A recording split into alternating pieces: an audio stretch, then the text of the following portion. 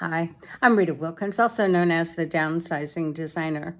So, we all have dreams and bucket list items that we would like to accomplish within our lifetime. And at this stage of our lives, it's likely that we've accomplished many of them. And yet, there are items that are on that list still that we seem to relegate to someday.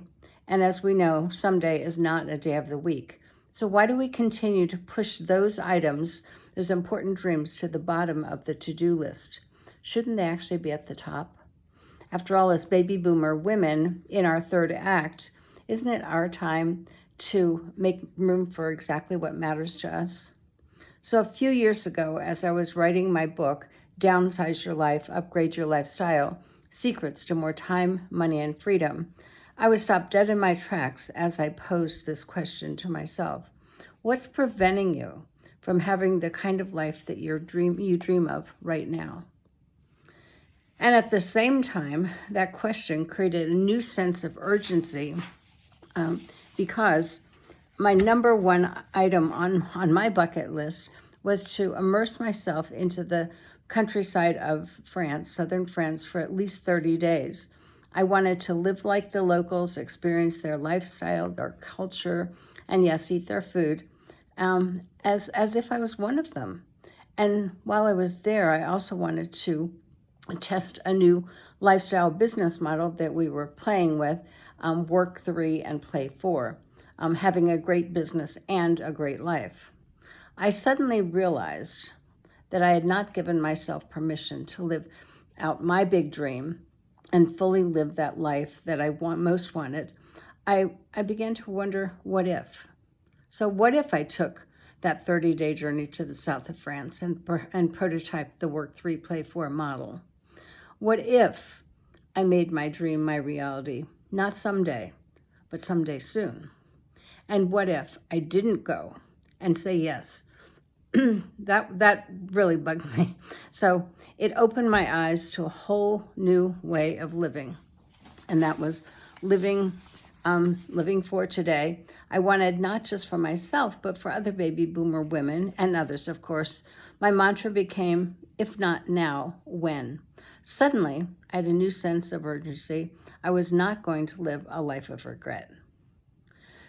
So what once seemed impossible as a dream, then started to become possible, then it became inevitable.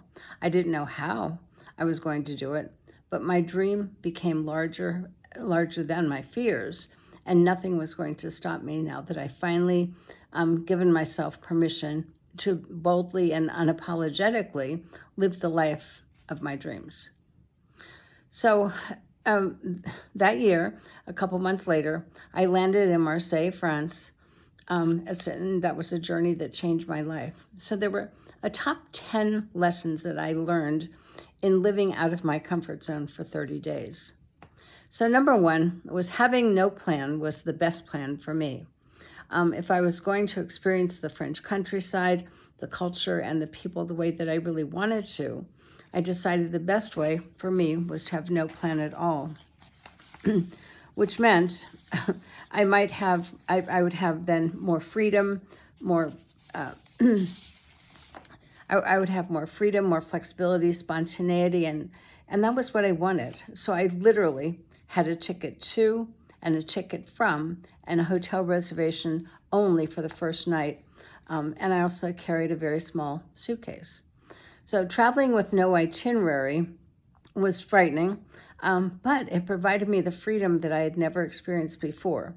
And the most interesting result of traveling without a plan was that it invited a spirit of adventure that made me fully alive, also 20 years younger, and authentically connected with the woman that I've always wanted to be.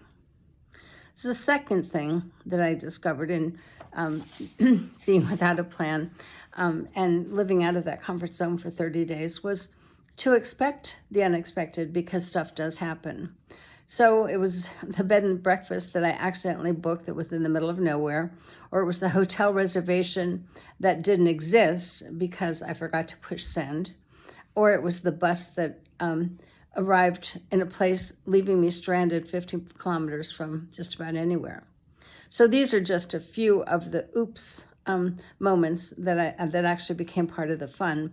Figuring it out became a finely honed skill set, and getting lost and having no internet definitely was unnerving, given that we have internet and there was no Uber to get me out of my trouble, or there was no taxi service in these small villages, particularly on a weekend. So they provided many opportunities to grow, to learn, and also to laugh at myself. The third thing I learned was embrace life on the skinny branches. So as an entrepreneur all of my life, I've obviously taken many risks, and I thought I had become accustomed to being out of my comfort zone. However, as a baby boomer woman who is directionally and also technically challenged, I was traveling in a country where everything was new. It clearly tested my ability to figure things out. But the bigger the challenge became, the more resilient I became. And number 4 is, yes, you will get lonely sometimes. So my plan A was to travel solo. And because I was traveling alone many times before, I fully expected that I would get lonely occasionally. And I did. But I also discovered some powerful ways to deal with loneliness when you're in that situation.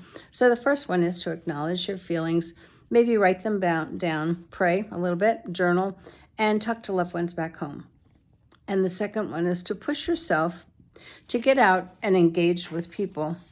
And in the area that I was, in the south of France, I found that the village squares were my favorite go-to place to meet new people, new friends, to socialize with locals.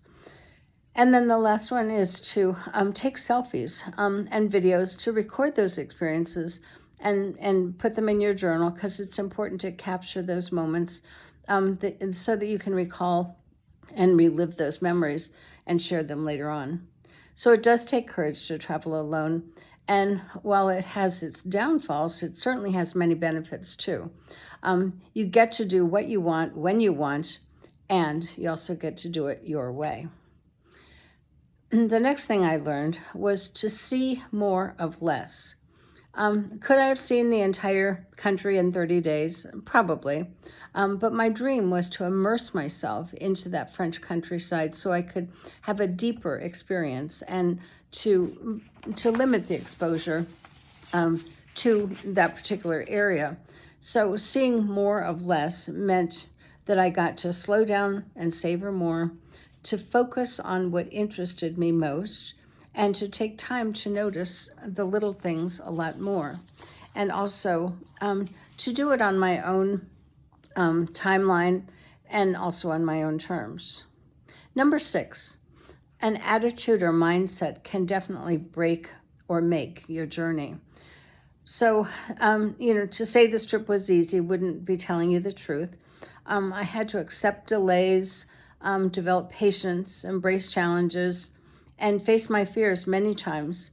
So I could let go moments.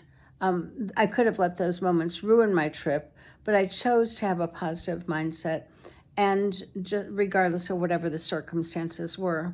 So the goal was to have fun each day, to laugh at myself, and I made many missteps along the way, and also just not knowing what was next was part of the journey. Also, turning my fear into curiosity and making then curiosity more fun.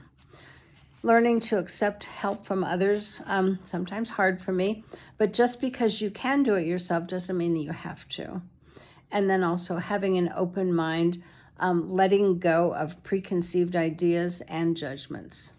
Number 7, the significance of immersive experiential travel.